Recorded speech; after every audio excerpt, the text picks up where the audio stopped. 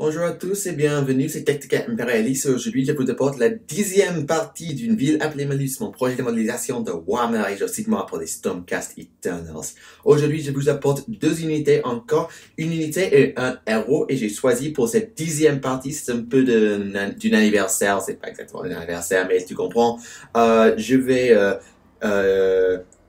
veux montrer les modèles un peu plus spéciaux.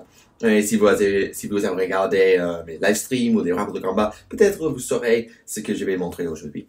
Mais c'est pour aujourd'hui, mais il faut considérer aussi le plan, car l'armée, pour moi, c'est presque fini. J'ai deux parties après ceci que j'ai les modèles prêts à montrer, prêts à créer, prêts à montrer. Et donc, on va avoir une 11e et une 12e partie. Mais après ça, je ne sais pas. Je vais avoir 4000 points et je dois considérer les choses logistiques et les choses financières pour ajouter, en ce qui concerne ajouter à l'armée. Je ne sais pas si je vais faire ça. Et aussi, je dois considérer mes examens qui arrivent assez tôt en mai. Et cette 12e partie sera en avril. Je dois considérer mes horaires, quelque chose de problématique. Mais le plan général, c'est simple. On va avoir aujourd'hui, en 2 semaines, la 11e, en 4 semaines, la 12e. Et après ça, je sais pas. Peut-être on va avoir une 13e partie. On ajoute une autre unité, peut-être quelque chose de central, quelque chose de spécial pour finir. Et après ça, peut-être on a une partie où je montre l'armée en totalité. Et, et c'est un peu de ce qu'on appelle en anglais un showcase. Mais je ne sais pas exactement car quand j'arrive en Angleterre, il y a une armée qui m'attend. Et c'est les filles de Kane car c'est les filles de Kane. J'ai commencé une armée de filles de Kane il y a 2 ans et donc je vais ajouter à ça et Moratti, les Medusa et les Kinerai. C'est une armée que je veux collecter immédiatement, mais elles vont casser si je les ajoute en français. Donc c'est quelque chose de considéré pour moi. Mais c'est pour l'avenir. Pour aujourd'hui, on va avoir les deux unités comme j'ai dit. Et j'espère que vous les aimez. Dites-moi dans les commentaires ce que vous pensez et si vous n'avez pas regardé la vidéo en anglais, c'est dans la description comme toujours. Et donc c'est tout pour le moment et j'espère que ceci va bien et que vous aimez les modèles. Mais maintenant, c'est la 10e partie d'une ville appelée Malus. C'est parti. Et voilà, la première unité qu'on ajoute aujourd'hui, c'est les Vanguard Raptors avec les arbalètes Long Strike. J'ai dit depuis plusieurs parties que j'ai voulu ajouter cette unité et je l'ai fait. Car j'ai ajouté au premier les Raptors avec les arbalètes Ouragan. Et c'est bon ça, car comme j'ai dit, j'ai voulu la DPS, les dégâts par seconde.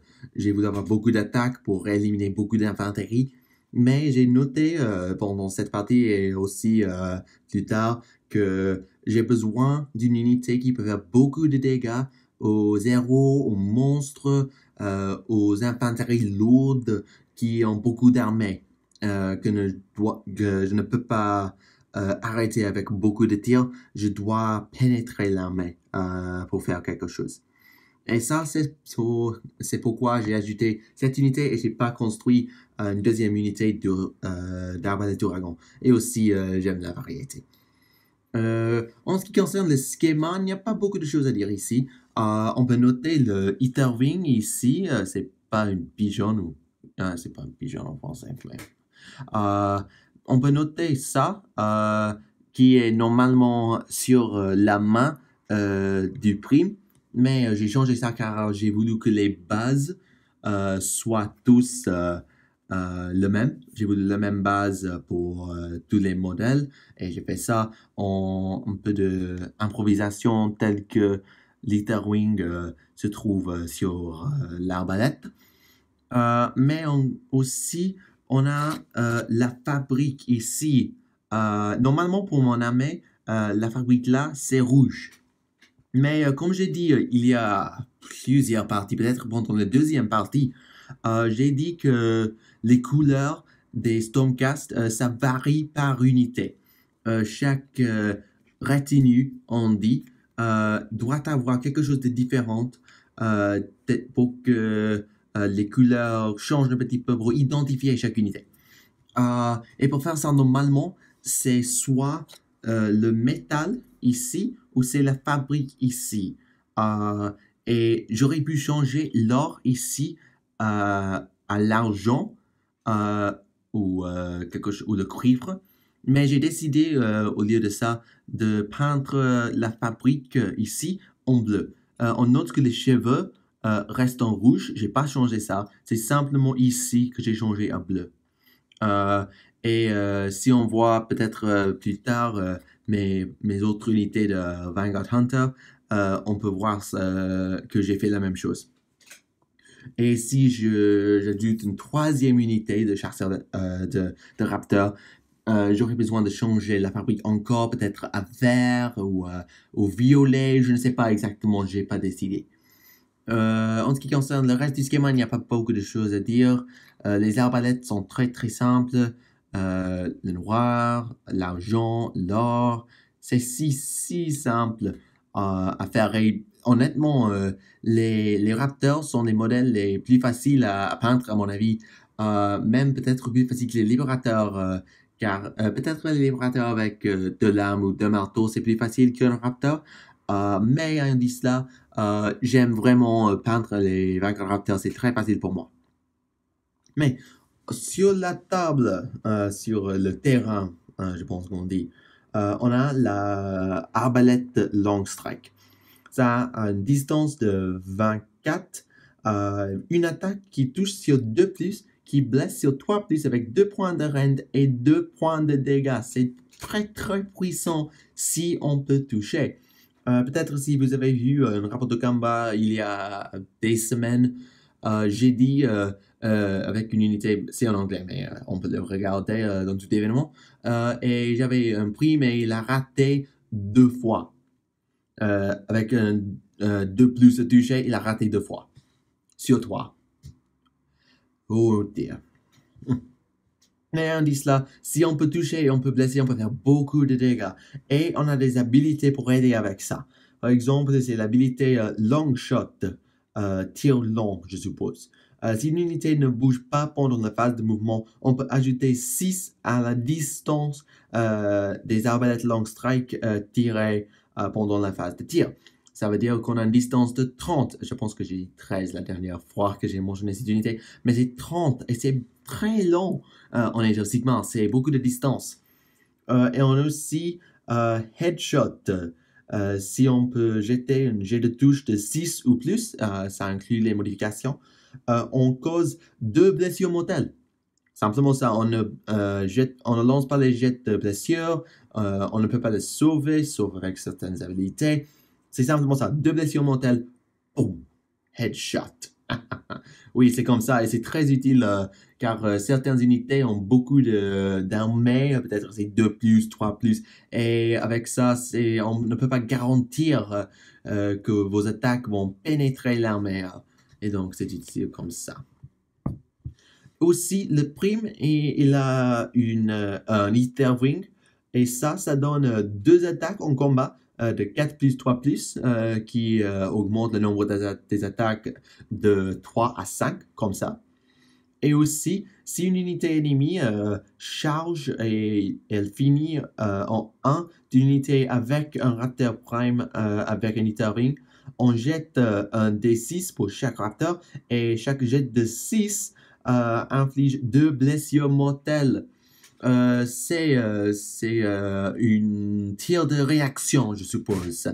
On est prévenu par l'Ether Wing et on peut tirer immédiatement. Et c'est très utile, par exemple, s'il y a un héros avec 2 points de vie, 1 point de vie, mais il va vous tuer s'il connecte avec sa charge.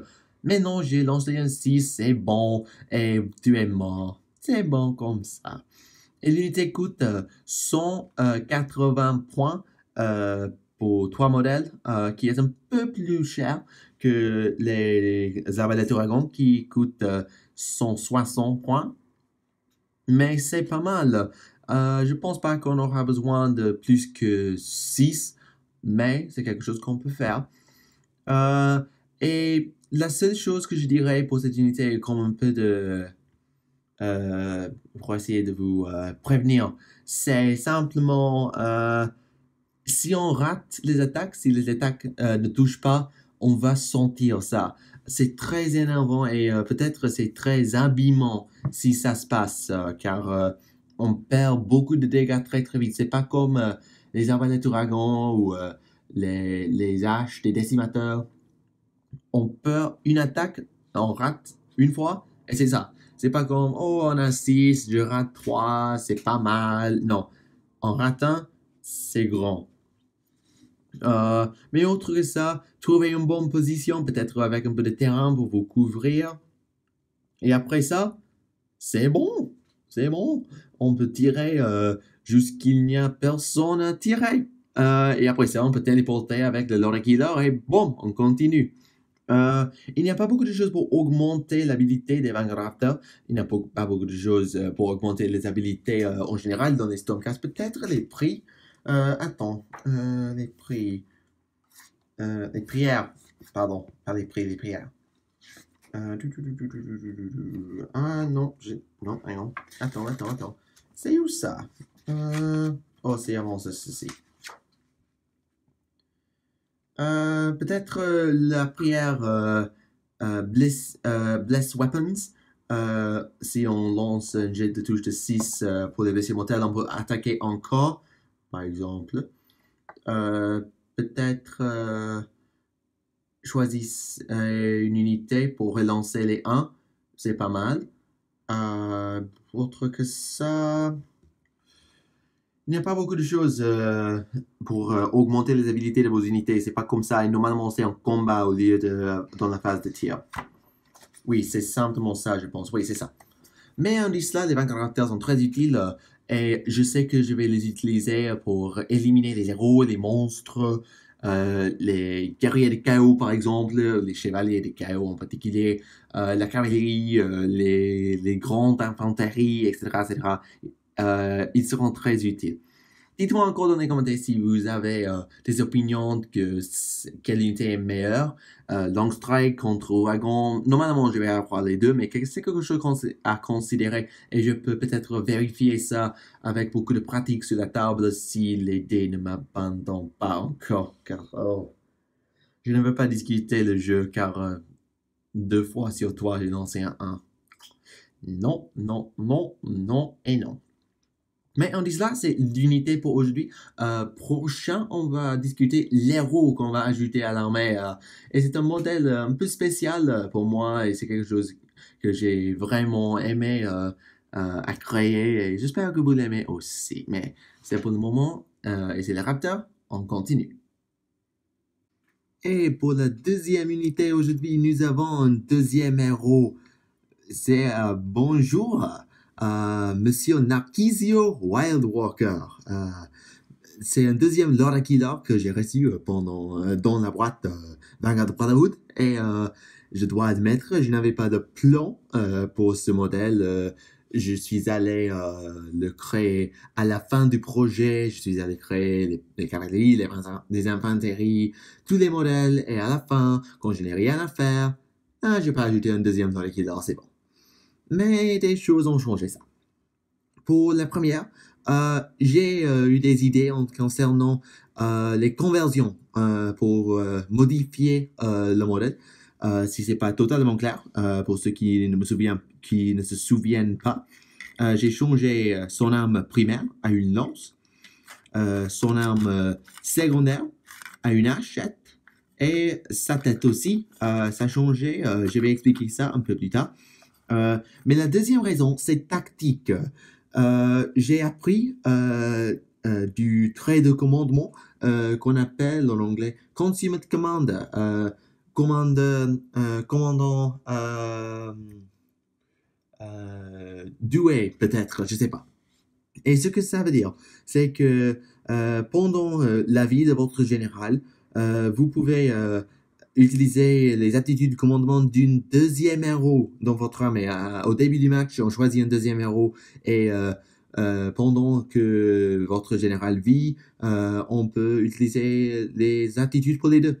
C'est très utile, car avec deux Lord Aguilar, je peux doubler le taux de téléportation, qui est très utile pour bouger l'armée très, très, très, très vite. Je peux téléporter la cavalerie et l'infanterie et les raptors, etc. très, très vite. C'est très utile pour ça. C'est pas parfait, et bien sûr, il va y avoir des problèmes si je téléporte les deux héros et j'abandonne la plupart des éléments de l'armée qui peuvent être téléportés. C'est quelque chose à considérer, mais c'est pas mal et c'est quelque chose que je peux faire. Mais si on explique, pour le moment, je pense qu'on explique le schéma. Pour ceux qui se souviennent, les autres griffes chargeurs que j'ai créés pendant ce projet, en général, la peau, c'est bleu. Toujours. C'est bleu vert, bleu ciel, bleu noir. Beaucoup de variations sur bleu, en gros. Mais j'ai voulu faire quelque chose de très, très différent pour Monsieur Wildwalker. Et pour ça, j'ai créé le corps de ce chercheur en rouge. C'est une base de Conrad. Après, j'ai utilisé Non-Oil et Mephiston Red, comme toujours. J'ai fait les échelles et les choses plus dures avec Stegon Scale Green et Skink Blue comme typique, et les choses plus douces, elles sont en violet comme son épaulette. L'armée reste la même que toujours, car c'est toujours Noraki Lord des fils de Malus. On peut noter aussi que la fabrique ici, c'est en bleu. Je ne sais pas pourquoi exactement, mais je pense que c'est comme avec les raptors quand je discutais plus tôt. C'est pour distinguer un de l'autre. Mais on n'a pas de Lord Killer dans la même chambre, mais c'est comme ça. Son manteau, l'intérieur, c'est en rouge comme typique, avec l'or sur le côté. Mais c'est les conversions qui sont les plus intéressantes. Pour la première, j'ai changé la tête. Cette tête ici, ça vient de la boîte Dracothian Guard, les cavaleries de Dracoth. C'est pour le Lord Célestin typiquement, car on peut créer un Lord Célestin sur Dracoth si on veut. Je ne suggère pas d'utiliser Vanda Samahan, c'est un meilleur modèle. Mais j'ai utilisé la tête ici pour faire ça, et c'est assez différent, car les cheveux ici sont plus... c'est moins comme les cheveux, et c'est plus artifice, je suppose. C'est une apparence un peu plus artifice. Mais c'est bon, et j'aime la différence.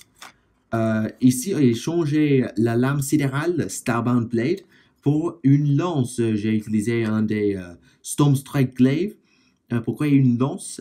Pour faire ça, j'ai coupé le bras ici, à la jonction du bras, j'oublie son nom en français, pardon. Et j'ai affiché le bras plus... j'ai ajouté ces composantes ici avec la lance. C'était très, très simple. Et j'avais la chance qu'il y avait une angle qui se passait par le manteau son de duché, qui est très utile. Et le deuxième bras, la deuxième arme, je l'ai changé. J'ai changé l'arbalète, le pistolet Boltstone pour une assiette de choc. Et ça vient de la boîte chasseur d'avant-garde. La lance, ça vient du Dracothian Guard, mais ceci, ça vient de la boîte Vanguard Hunters.